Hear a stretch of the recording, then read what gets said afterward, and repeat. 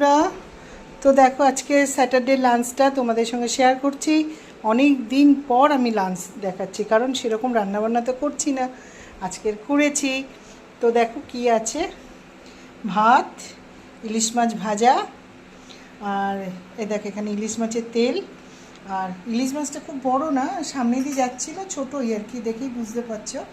তাই প্রথম মনে হয় না আমাদের বর্ষায় ইলিশ খাওয়াচ্ছে, তো প্রথম এই বর্ষার ইলিশ খাওয়া হচ্ছে। এদিকে তোমাদের দাদা খেতে বসেছে, সাথে আছে পেঁয়াজ, কাঁচা লঙ্কা, ইলিশ মাছের তেল, আর 4টে পোয়া ভোলা ছিল সর্ষে দিয়ে করে নিয়েছি। আলু বেগুন দিয়ে মাছের ঝোল করেছি, একদম পাতলা মাছের ঝোল, কাঁচা লঙ্কা, কালো জিরে, আর যেরকম হলুদ টুলুদ থাকে। তো চলো, অনেক দিন পর আমাদের লাঞ্চটা শেয়ার করলাম তোমাদের সাথে। তো আমি এবারে খেতে বসি, আর খেয়ে উঠেই আমাকে এখন দৌড়াতে হবে ডাক্তারের কাছে।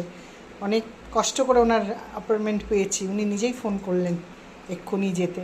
তো রাখছে এখানে, বাই বন্ধুরা।